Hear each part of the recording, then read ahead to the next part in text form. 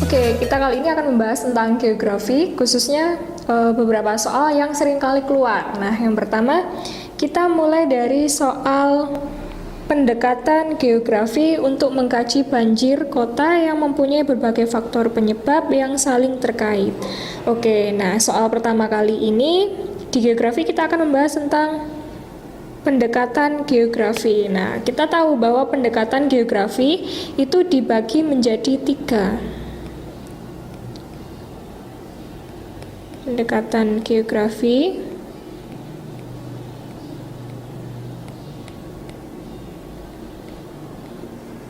Nah, yang pertama ada pendekatan keruangan. Kita tahu bahwa yang namanya geografi itu dia tidak jauh dari yang namanya ruang. Karena yang dibahas dalam geografi dia fenomena geosfer yang berhubungan dengan keruangan. Pendekatan keruangan. Nah, yang kedua ada pendekatan kelingkungan. Kelingkungan. Nah, dalam soal biasanya juga kelingkungan ini disebut dengan ekologi. Yang ketiga, pendekatan kompleks wilayah.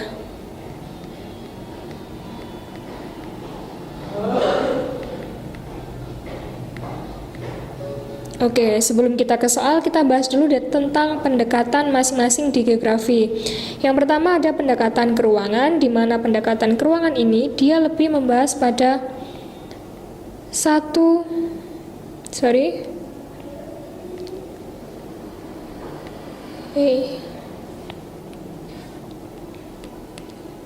tema tertentu atau juga topik tertentu. Nah, ini keruangan, misalnya dibahas tentang banjir. Nah, oke, seperti itu. Nah, yang kedua ada pendekatan kelingkungan atau ekologi. Di sini kelingkungan dia satu tingkat lebih jauh dari keruangan. Kelingkungan ini dia membahas tentang sebab akibat. Misalnya, kalau di sini dia hanya ngomongin banjir tadi. Di sini sudah mulai ada sebab akibatnya. Misalnya, banjir disebabkan oleh ulah manusia.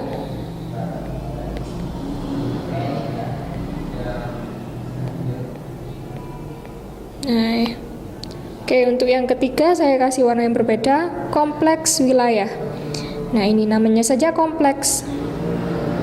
Artinya dia yang dibahas secara umum tentang suatu wilayah. Jadi untuk kompleks wilayah ini dia gabungan dari keruangan dan kelingkungan. Oke, nah kita kembali ke soal. Di sini dibahas tentang pendekatan geografi untuk mengkaji banjir kota yang mempunyai berbagai faktor penyebab. Nah, di soal ada kata kuncinya, berbagai faktor penyebab. Kita kembali lagi ke soal sini. Keruangan, dia tadi satu tema. Apakah ini sesuai dengan ini? Bisa, oke, masuk. Tapi di sini ada kata lagi, berbagai faktor penyebab. Berarti kayaknya ini kurang tepat. Yang kedua, pendekatan kelingkungan. Dia hubungannya sama sebab akibat. Di soal apakah dihubungkan dengan sebab akibat?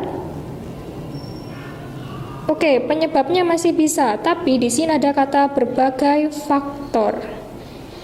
Nah, oke. Jadi kayaknya yang lebih tepat itu adalah kompleks wilayah. Karena untuk mengatasi masalah banjir, kita harus tahu dulu dari topiknya,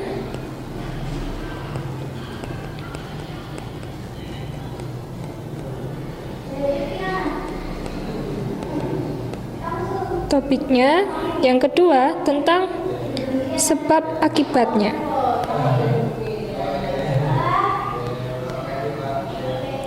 Jadi karena dua hal ini yang dibahas, maka di soal ini yang lebih tepat adalah tentang kompleks wilayah. Oke, nah di sini ada korologi. Korologi ini hanya penjebak saja dalam soal. Kewilayahan itu dia sifatnya lebih sempit ya. Nah, kalau di sini kota, jadi dia lebih luas. Terus ada keruangan yang tadi ekologi nama lain dari kelingkungan. Jadi yang lebih tepat adalah kompleks wilayah. Oke, nah itu tentang pendekatan geografi. Cukup mudah bukan? Kita lanjut ke soal berikutnya. Oke, kita sekarang lanjut ke soal yang kedua di geografi. Nah, kali ini sudah berbeda. Soalnya yaitu lokasi absolut suatu objek fenomena geografi dalam prakteknya dapat ditujukan berdasarkan. Nah, sekarang kita bahas tentang konsep geografi hubungannya. Nah, konsep di sini yang ditanyakan adalah tentang lokasi absolut. Oke, kita tahu bahwa di konsep lokasi dibagi menjadi dua. Yang pertama yaitu lokasi absolut dan yang kedua ada lokasi relatif. Dalam soal yang ditanyakan itu tentang lokasi absolut. Kita cari tahu di poin-poin yang pertama dulu. Yang pertama adalah letak astronomisnya, yang kedua alamatnya seperti nama dan nomor jalan, yang ketiga hasil pembacaan koordinat GPS, keempat ada tanda seperti patok atau tugu di lapangan. Konsep lokasi dulu dari yang sudah kita tuliskan tadi. Ada lokasi absolut kata kuncinya di sini. Nah, di geografi absolut itu berhubungan dengan garis bujur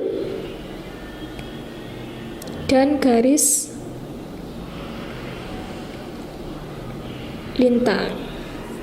Garis bujur, garis lintang itu misalnya nanti dihubungkannya dengan bujur timur, lintang utara, lintang selatan. Nah, kayak itu derajat lintang utara, derajat lintang selatan. Nah, itu untuk yang absolut. Jadi bisa dihubungkan dengan astronomisnya.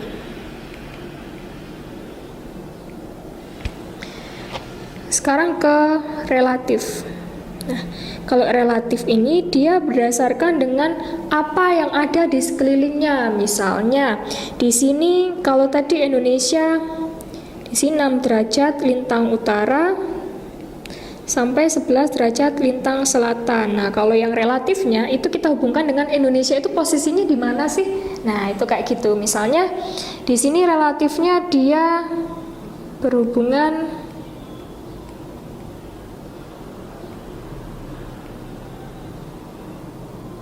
dengan daerah sekelilingnya.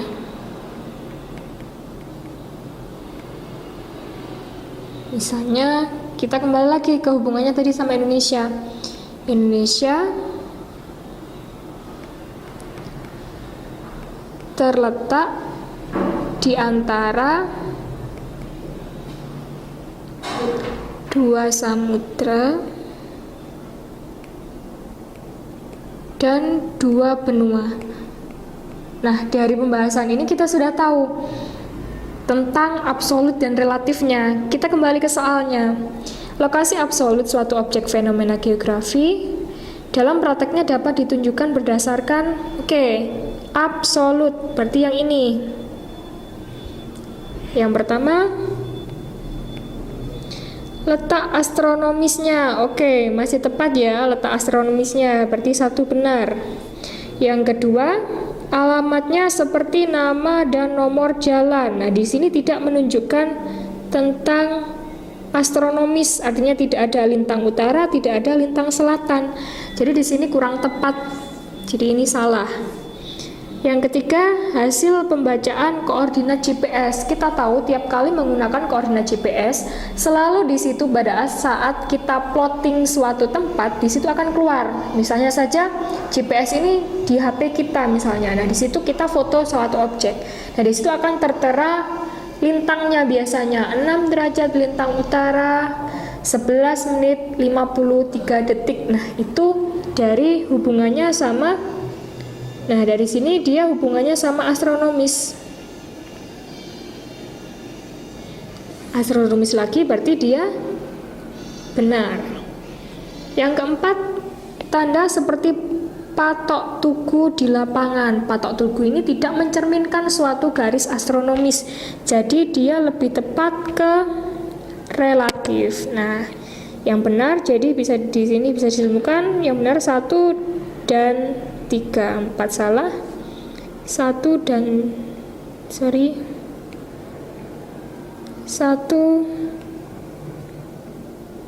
dan 3 berarti B. Oke, cukup mudah bukan? Oke, sekarang kita lanjut lagi ke soal yang ketiga. Nah, di sini soalnya saya bacakan. Di antara fenomena geografi berikut, manakah yang termasuk dalam terapan pendekatan keruangan dalam kajian aspek hidrosfera? Nah, dalam soal ini ada kata kuncinya, yaitu hidrosfera. Kita tahu hidrosfera dia berasal dari kata hidrosfera. Saya tuliskan dulu biar nggak bingung. Hidrosfera berasal dari kata hidros yang artinya air dan fera yang artinya lapisan. Oke, nah dari kata kuncinya ini kita coba cek ke langsung jawabannya satu persatu. Fenomena geosfer, jadi suatu objek yang terjadi atau fenomena yang terjadi di lingkungan geografi atau kebumian. Yang pertama ada pengukuran kedalaman muka air tanah yang tertekan. Nah, apakah ini masuk di terapannya? Saya lupa, terapannya itu artinya adalah suatu praktik dari adanya aspek hidrosfera. Nah, praktiknya yang pertama pengukuran kedalaman muka air tanah yang tertekan. Ini benar, dia ngomongin air tanah. Tapi di sini yang diukur adalah kedalaman muka air tanahnya. Jadi ini condong bukan hanya hidrosfera yang dibahas. Gitu ya. Oke, kita lanjut ke yang B. Pengukuran debit aliran sungai pada musim penghujan dan kemarau. Nah, di sini dia sudah menunjukkan suatu praktik yang dihubungkan sama hidrosfera. Kenapa dia seperti itu? Karena di sini yang dibahas tentang debit aliran sungai pada musim penghujan dan kemarau. Oke, untuk menetapkan memantapkan maksudnya jawabannya, kita lanjut ke yang ketiga dulu. Yang C, analisis kandungan nitrat-nitrit pada sumur pantauan PDAM. Nah, nitrat dan nitrit ini organismenya. Jadi dia condong bukan hanya ke hidrosfernya, tapi juga condong bisa ke bagian biologisnya. Jadi kayaknya ini kurang tepat. Oke, sorry yang ini. Nah, terus yang D, kajian potensi air tanah pada berbagai kondisi bentuk lahan. Nah, kita tahu hidrosfer ini air, tapi dalam soal yang ketiga ada di sini istilahnya bentuk lahan. Dalam geografi, bentuk lahan itu dibahas dalam ilmu yang berbeda. Bentuk lahan ini dia condong ke geomorfologi, bukan hidrosfer. Jadi yang D ini dia salah. Yang E, kajian kontrol struktur geologi terhadap pemunculan mata air. Nah, sini sudah tepat. Artinya di sini sudah jelas ada geologinya. Jadi bukan murni terapan tentang hidrosfernya. Jadi yang E ini kurang tepat. Oke, nah berarti tadi ada jawaban berapa yang kurang, misalnya kedalaman muka air tanah, dia bisa dibahas tentang kedalaman, bisa tentang geologinya, karena dalam kedalaman air tanah ini dia menyangkut dalam hal misalnya struktur batuannya, geomorfologinya dan sebagainya. Jadi yang A ini kurang tepat. Nah, karena A, C, D, E dia kurang tepat, jawabannya berarti dia yang B. Pengukuran debit aliran sungai pada musim penghujan dan kemarau, karena ini murni tentang hidrologi. Nah, itu pembahasan tentang soal nomor 3. Cukup mudah bukan? Oke, kita sekarang lanjut ke nomor 4. Nomor 4, kita langsung buka soalnya.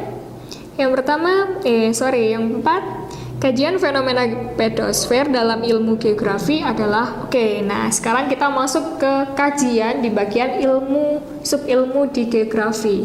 Di sini yang dibahas tentang pedosfer. Kita tahu bahwa pedosfer ini adalah kajian dia tentang tanah dalam geografi. Nah, dari kata kunci ini kita masuk di jawabannya. Yang pertama, tanah hasil pelapukan batuan beku, sedimen, dan metamorf atau bahan induk. Nah, kalau ini dia condong bisa ke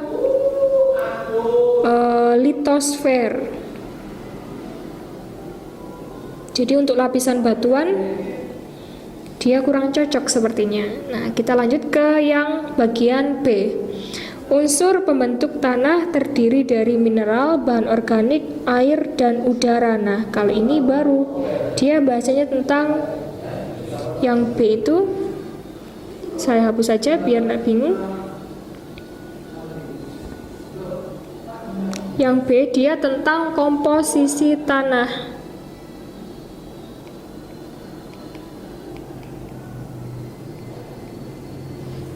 Nah, kita lanjut ke yang C. Pengelolaan tanah harus disesuaikan dengan topografi dan morfologi lahan. Topografi dan morfologi lahan. Kita tahu topografi, morfologi, bentuk lahan, dia yang dibahas dalam geomorfologi. Jadi yang C itu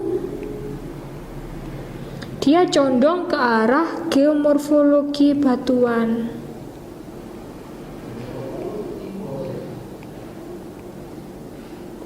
Nah, kita lanjut ke yang bagian D. Hasil proses pembentukan tanah antara lain tanah subur, tanah tandus, dan kerusakan tanah. Nah, ini hubungannya dengan pembentukan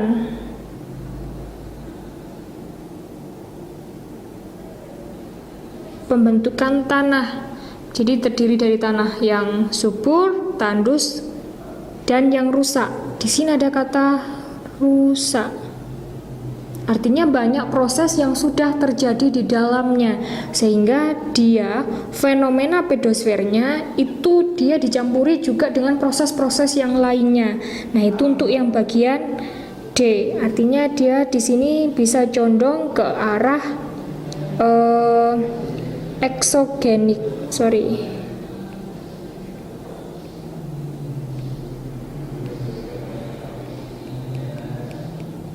Eksogenik.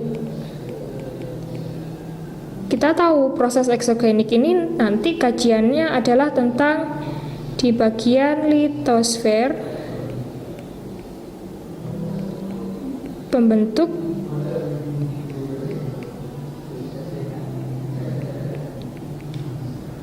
eksogenik ini pembentuk suatu fenomena yang ada di geografi, khususnya di geologi. Nah, itu. Nah, sekarang yang bagian E. Zat-zat yang terdapat dalam tanah humus bermanfaat untuk pertumbuhan tanaman. Nah, di sini ada kata kuncinya, pertumbuhan tanaman. Lagi-lagi di sini bukan murni tentang tanahnya, tapi juga ada organismenya yang dibahas. Nah, berarti kalau seperti itu yang bagian E ini dia berhubungan dengan bionya atau biosfernya. Nah, kalau yang murni tentang tanah, berarti di sini adalah yang B. Dia hanya membahas tentang komposisi tanahnya saja. Berarti jawabannya yang